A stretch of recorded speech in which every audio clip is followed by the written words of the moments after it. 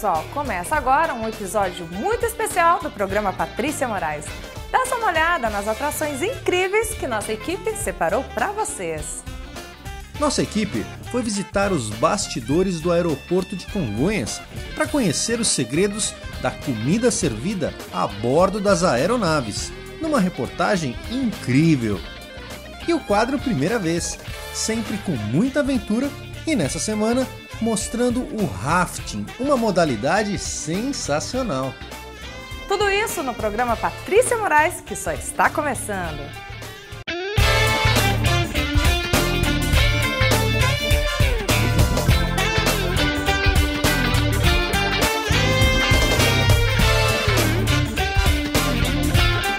Eu fui até o aeroporto de Congonhas fazer uma matéria sobre a comida que é servida nos aviões. Fui conhecer os bastidores desse trabalho incrível, que é um dos braços do grupo IMC. Acompanhe!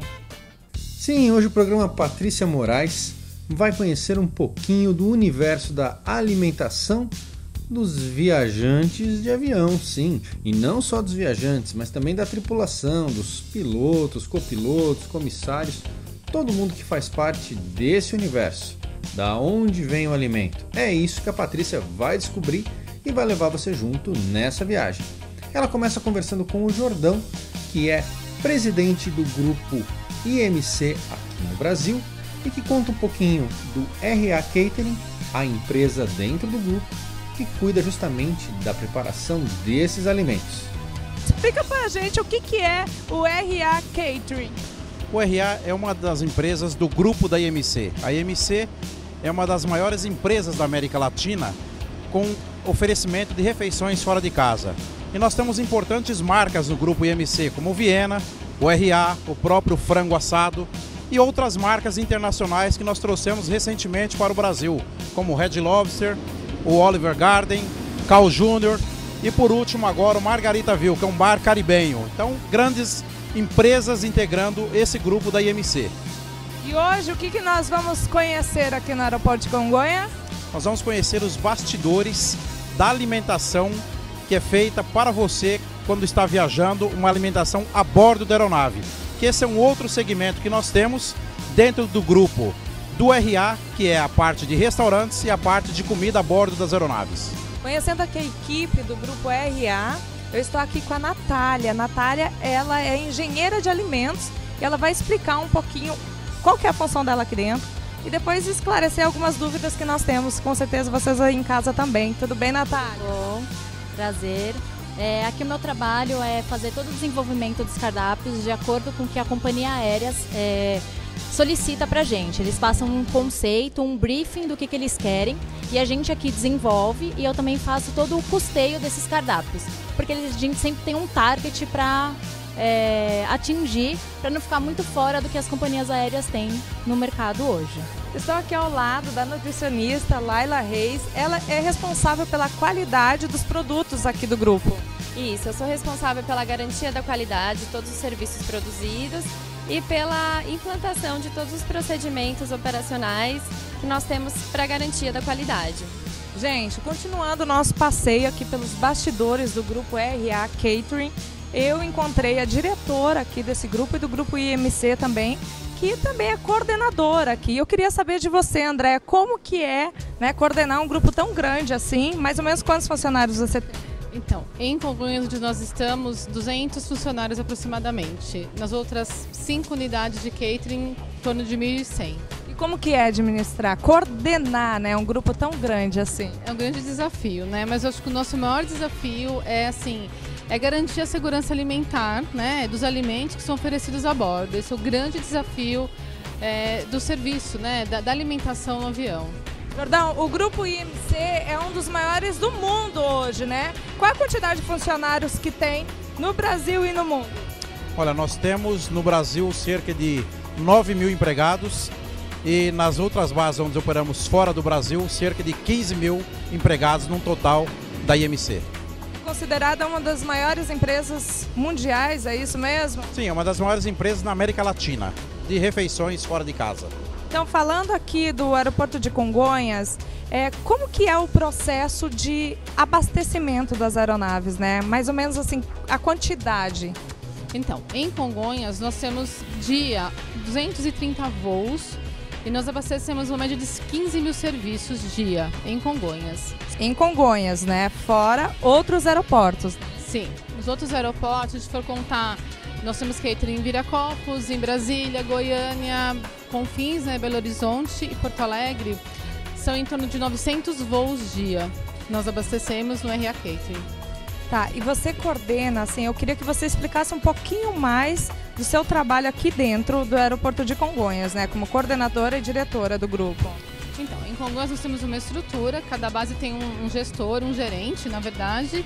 E assim, a nossa responsabilidade aqui, em primeiro lugar, é lógico, além da garantia da segurança, né, desse serviço a bordo, é garantir a pontualidade, né, dos voos, né, isso é um compromisso, eu acho que com a companhia aérea, com os passageiros. Eu acho que essa é a curiosidade, né, André? Porque nós, passageiros, quando estamos lá dentro das aeronaves, a gente recebe aquele lanchinho e a gente se pergunta, né? Nos perguntamos, ué, de onde vem? Como que faz, né? Como eles atendem com essa rapidez? É isso que eu queria que você explicasse pra gente, porque hoje nós vamos mostrar esses bastidores. Então, nós temos um time aqui, né, de qualidade, um time de profissionais qualificados, nós temos chefes, departamento de produtos. Nossa logística operacional também é uma logística que ela tem que ser muito efetiva e pontual. Andréia, como que é dividida essa responsabilidade aqui dentro? Então, nós temos, como eu falei um pouquinho anterior, nós temos um time, né, na verdade, que faz a parte de logística, que é a parte de operação. A parte de qualidade, nós temos uma equipe de nutricionistas que garantem todo o processo de qualidade de acordo com as normas da Anvisa, e uma equipe de produtos que faz o desenvolvimento do conceito do cardápio. A companhia aérea nos brifa, né, quando ela quer ter essa mudança de conceitos, de serviços, de cardápio. Então nós temos um time mesmo aqui dentro que faz com que o serviço seja entregue com eficiência e segurança. Natália, como que é feita a preparação desses alimentos aqui dentro mesmo, em solo? Sim, a preparação a maioria dos voos nacionais, toda a preparação é feita aqui em solo. Somente em alguns voos internacionais na classe executiva e na primeira classe é que tem alguma finalização que os comissários que fazem. E a seleção dos cardápios, é vocês que sugerem ou são as companhias aéreas que sugerem a vocês? Não, somos nós que sugerimos para eles. Eles passam somente um conceito daquilo que eles gostariam que fosse apresentado e a gente monta algumas opções para eles escolherem, e a partir do momento que essas opções são aprovadas é que damos o início na nossa montagem. Qual a quantidade desses alimentos que vai por dia para as aeronaves? Na parte da tripulação a gente tem uma média de são seis tripulações por voo. Então, contando aí que a gente tem numa média 230, 235 voos, é essa quantidade mais ou menos que a gente embarca, seis cumbucas por voo. Então daí, ali na segunda parte, a gente já tem a pessoa responsável pela montagem da bandeja. Então ela fecha as embalagens com as refeições, etiqueta, coloca a data de validade e a opção que é, se é a opção de carne ou se é a opção de frango, para ter essa diferenciação quando os comissários forem se servir.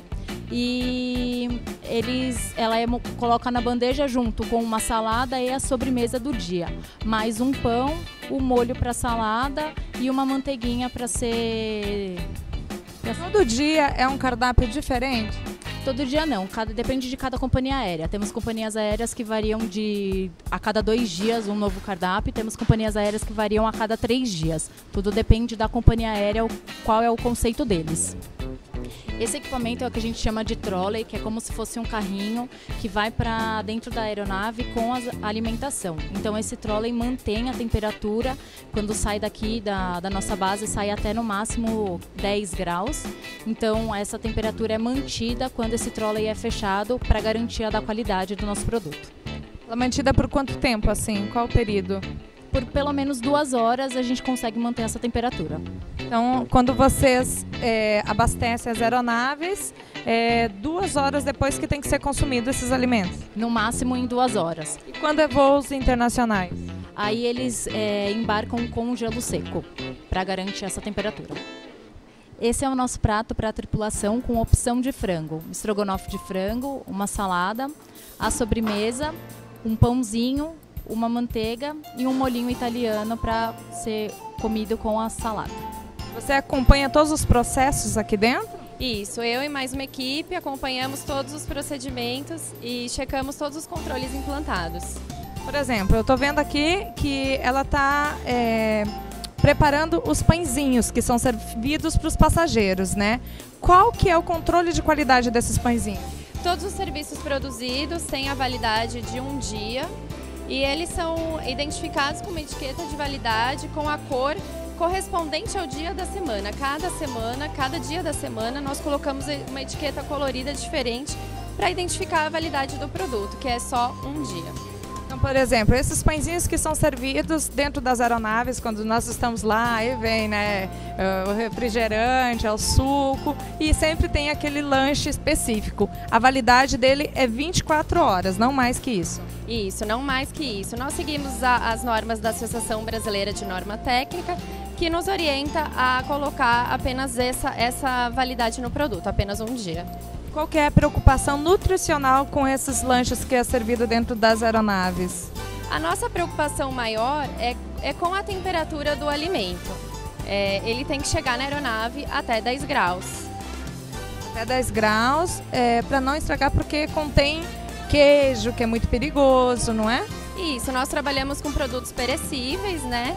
Então, por isso essa validade curta também. Quando os produtos saem aqui da produção e são entregues nas aeronaves, quanto tempo vocês têm para fazer essa entrega? Nós temos, o serviço sai da comissaria 40 minutos antes do abastecimento da aeronave. E esse serviço deve ser consumido dentro da aeronave em até 2 horas. Eu acredito que é a dúvida de muita gente de casa, Laila. Por exemplo, assim, aqueles produtos, como você falou, esses lanches servidos dentro da aeronave, eles têm validade de 24 horas. Quando eles são recolhidos, para onde eles vão? Eles são descartados. Todos os nossos serviços que retornam dos voos, seja quais forem, eles são descartados. Nunca pode ser reaproveitado, né? De forma alguma. Andréa, fala um pouquinho dessa logística, né, que vocês atendem. O intervalo de um voo, quanto tempo que é para reabastecer com alimentos, né, as aeronaves? Queria que você explicasse para o pessoal de casa entender como que é essa agilidade de vocês aqui dentro. Então, existe uma diferenciação da malha doméstica, quer dizer, são os voos domésticos e os voos internacionais. No doméstico, nós temos aproximadamente 12 minutos para desabastecer o avião com o serviço que vem de outra base e reabastecer. 12 minutos? 12 minutos para fazer tudo isso. Então, assim, mas a gente faz isso com muita segurança, porque tem toda uma norma que a própria ANAC exige que a gente tenha, né, de segurança, de abordagem, desabordagem. E a aviação internacional, pelo volume que tem dos trolleys, né, que são os carrinhos, dos inserts, que são os fornos, você tem aproximadamente 1 hora para fazer esse serviço. Natália, tudo que é servido para os passageiros também é servido para a tripulação do avião? Não. Existe uma diferenciação entre passageiros e tripulação. Hoje a gente tem um cardápio exclusivo para o serviço de passageiros e temos um cardápio exclusivo para a tripulação. Por que isso? Porque a gente precisa ter essa diferenciação para garantir que todo mundo não tenha nenhuma contaminação cruzada e os comissários que precisam ter uma refeição um pouco mais reforçada por conta do trabalho recebam toda essa refeição mais equilibrada. Mas toda a refeição que é servida para a tripulação, ela é diferente, assim, por exemplo, os comandantes comem uma coisa, os passageiros e a tripulação, a aeromoça, comem outras, é isso? Isso. Na verdade é o seguinte, para a tripulação a gente sempre tem 2 tipos de refeições. Então, quando a gente embarca a refeição do tipo A e a refeição do tipo B. Essa diferenciação é em todo o serviço. Então, a gente sempre tem 2 saladas, 2 pratos principais e 2 sobremesas. Porque a gente precisa que o comandante e o copiloto sempre comam comidas diferentes. Eles nunca comem a mesma comida. Por um caso de ocorrer alguma contaminação, como a gente tem todo esse controle de garantia de qualidade, se eventualmente isso não ocorrer, a gente tem a garantia que se o copiloto passar mal, o comandante não passa. Ou se o comandante passar mal, o copiloto não passe. Bom, agora o nosso chefe, ele vai fazer o preparo da refeição da tripulação. Então essa é a opção de frango que ele vai montar para ser embarcada. O prato de hoje é o estrogonofe de frango com arroz branco com salsa e batata palha. Então a gente tem a medida correta do arroz, que ele usa essa colher medidora para colocar nas embalagens. Ele pega o estrogonofe de frango. A alimentação sempre é preparada aqui pelo chefe de cozinha? Normalmente a preparação quente é toda feita pelo nosso chefe executivo e a montagem a gente sempre tem alguma outra menina que faz essa parte da montagem.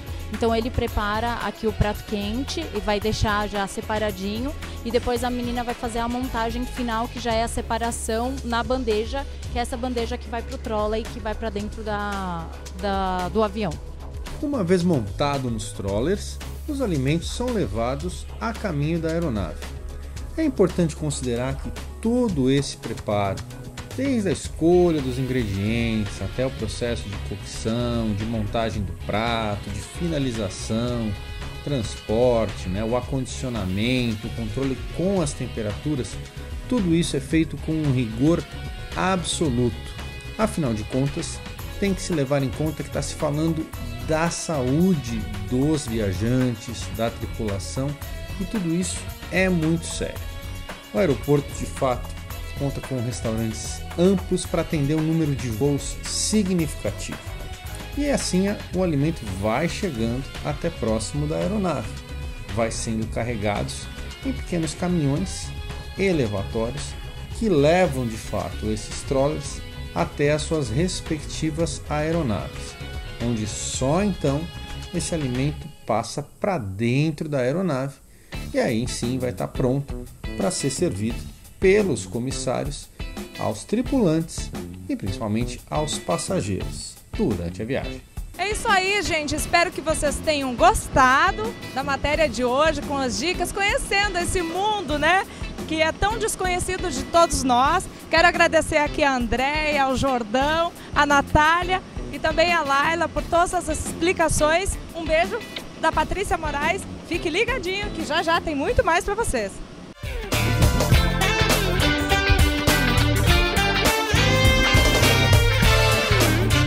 E no quadro Primeira Vez, sempre Léo e Vini em aventuras sensacionais. É com vocês, meninos! E como diz o ditado, quem desce o rio é pra se molhar. Primeira vez é com a gente, Alaia. Alaia, referência em esporte de aventura. Primeira vez, rafting, bora! Rafting, prática de descida em corredeiras utilizando botes infláveis. Primeira vez é rafting. E pé na estrada em busca de aventuras. Aqui é onde a gente descobre a verdade, o bombado. É nada. Estamos aí pra fazer o que tiver que fazer. Vai, essa eu quero ver. Após uma viagem de 30 minutos, chegamos em nosso destino. Rio Jacaré Pepita. Bom dia, Patrícia, pessoal de casa. Nós continuamos a nossa aventura em Brotas. Brotas, capital nacional do turismo de aventura. E sabe o que a gente veio fazer hoje, Léo? É o rafting. Você conhece rafting? Peta, nosso parceiro. O que é o rafting? O rafting é uma aventura, que consiste em descer as corredeiras de um rio dentro de uma embarcação inflável. Essa embarcação, para nós aqui, ela vai com até 7 pessoas mais o condutor e é aventura garantida, meu? Descer as corredeiras, água, natureza, tudo junto e misturado. Vai começar aqui essa aventura já? Não, a aventura não começa aqui, vai começar com as nossas instruções técnicas na agência. O básico é as instruções de segurança, certo? E os equipamentos básicos de segurança, que aqui a gente tem um exemplo, o capacete, colete e o calçado fechado. Esse daí é o básico para estar praticando o rafting. Hoje, qual que é a dificuldade que nós vamos encarar lá? A maior dificuldade nossa? Bom, vamos lá. As corredeiras elas têm um nível de 0 a 6, classificação mundial. E a nossa classificação para o Rio Jacaré, o rio da cidade de Brotas, ele está intermediário, tá até 3. Então está no nível médio, um nível que garante segurança e adrenalina ao mesmo tempo. Depois de ter recebido todas as instruções de segurança para um passeio seguro, iniciamos a nossa descida acompanhado do Gabriel, bicampeão mundial de rafting. Só isso. Logo à frente, nos deparamos com o nosso primeiro obstáculo. Estava apenas começando. Mal sabíamos o que nos esperava ao longo dessa descida. O rafting pode ser praticado em diversos rios, dependendo da estação do ano. A maioria dos rios só atingem o nível necessário na época de chuva. Mas no caso do rio Jacaré-Pepita, nas épocas de chuva o rafting é praticado apenas por atletas profissionais. Que não é o nosso caso.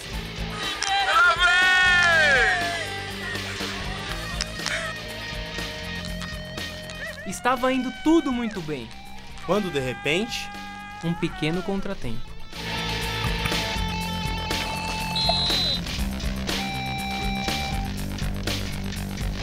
Mas para uma equipe bicampeã mundial altamente qualificada na segurança em descidas em corredeiras, até um susto vira diversão.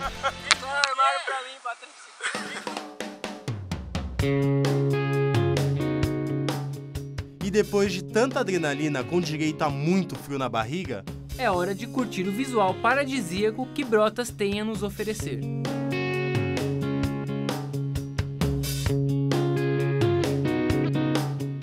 É isso aí, galera. É esporte. É natureza. É aventura. Isso é... Primeira vez. Patrícia, por hoje é só. Nossa aventura de hoje fica por aqui. Até a próxima, se Deus quiser. Patrícia, um beijo. Domingo que vem tem mais. É isso aí, galera. Primeira vez! Gente, hoje eu tenho a honra de apresentar e estar aqui ao lado dele, Martins de Porangaba. Tudo bem, Martins? Tudo bem. Eu falo que tenho a honra porque estou super emocionada, já chorei de emoção, porque Martins de Porangaba tem uma história muito especial, inclusive na minha vida. Esse dom, né, que você é autodidata, já vem há muito tempo. Eu queria que eu já conheço a sua história, mas eu queria ouvir da sua boca, falar para o público de casa um pouquinho da sua história. Porangaba, pode ser assim? Pode. Tá bom. Bom, eu vou começar bem pelo comecinho, né? O primeiro desenho que eu fiz, eu tinha 6 anos. E esse aqui eu me lembro. Segundo a minha irmã, não, porque você fez antes, mas eu não me lembro. Aquela mãe que tem um filho em casa, que já começa os primeiros rabiscos, né? Essa criança seria uma autodidata? Bom, no início ele é uma autodidata. Você vê que toda aula de prezinho, eles têm materialzinho, porque a criançada adora fazer isso. Porangaba, todo artista de obras de arte, ele já nasce um artista pronto, um autodidata? Ou aquela pessoa, por exemplo, que nunca colocou a mão num pincel, ela vai, faz aulas e ela se transforma no artista? Pode? Pode, e eu tenho exemplos disso. Habilidade você adquire. Claro que tem quem nasce com aquela habilidade tremenda. E muita gente que nasce com habilidade para desenho nunca, às vezes, não se torna artista. Né? Fica a dica aí. E vai com sacrifício, mas ele adquire a habilidade. A mesma que o outro já tem, já nasceu com ela, né? Ele adquire habilidade e, de repente, dá mais artista do que o outro, às vezes que já é habilidoso. Ô Porangaba, outra dúvida que eu tenho, quem foram, né, os pintores que mais influenciaram na sua carreira? Olha, assim, eu tenho um lequezinho. Em princípio eu tenho Cézanne, porque Cézanne existe a pintura. Antes do Cézanne e depois de Cézanne. Então, ele é um divisor de águas, assim, o Cézanne. Então, o Cézanne, tem gente que às vezes tem influência de outro artista e não sabe que está tendo influência do Cézanne. Porque o Cézanne influenciou vários artistas. E esses vários artistas vão influenciando outras pessoas. Então, primeiro foi Cézanne, e depois Matisse, Braque, Picasso e Gauguin. Van Gogh também, claro. São os artistas assim que ninguém escapa de ter uma influência. Eu tive artistas que eu vi e que eu aprendi com eles, que eu considero que são meus mestres porque eu vi, aprendi. Você não precisa agora estar te ensinando. De repente, um artista que foi muito importante, faleceu agora recentemente, chama-se Menacho. Manuel Martins Menacho. era mais velho que eu e eu aprendi muito com ele, sem ele ser o meu professor. Eu gostaria que você falasse um pouquinho dos seus quadros agora. Eu sei que você gosta de pintar mulheres, né? Eu gostaria que você falasse para o público de casa o porquê mulheres dos seus quadros. A maioria das suas obras-primas tem mulheres. Eu vou colocar alguns dados que eu acho que é bem, assim, relevante com relação a isso. Primeiro, que o que você mais desenha quando você vai estudar na figura humana é o nu. E o nu sempre feminino. Então, eu tenho assim um leque enorme de estudos, muito desenho de nu feminino. Então, e a mulher tem as curvas, né? Você não vê isso, no homem você não tem no homem. Pode ter até, mas você quase não vê. Na história da arte toda você quase não vê um nu masculino, você não vê, é sempre a mulher. Porque a mulher tem um traço suave, eu não sei, combina. Quando menos espero, eu estou fazendo uma figura feminina. Você ainda lembra, assim, do primeiro quadro que você pintou? Não, os primeiros quadros que eu pintei foram paisagens. Assim, peguei meu cavalete, ia no local, plantava, pintei. E você já, assim, nesses tantos anos, assim, de profissão, né? Como artista, quantos quadros você tem em mente que já pintou? Olha, é difícil, acho que foi mais de 1000, foi. Perde as contas? Mais de 1000 foi. Olha, eu quero agradecer muito por ter nos recebido aqui no seu ateliê. Vamos mostrar um pouquinho mais dos seus quadros, né, das suas obras-primas. Honrada também, porque recebi alguns anos atrás a pintura dessas mãos aqui preciosas, da minha filha, desenhada por você. Quero lhe agradecer também. E vamos mostrar para o pessoal de casa, então, um pouquinho mais do seu trabalho? Tá bom.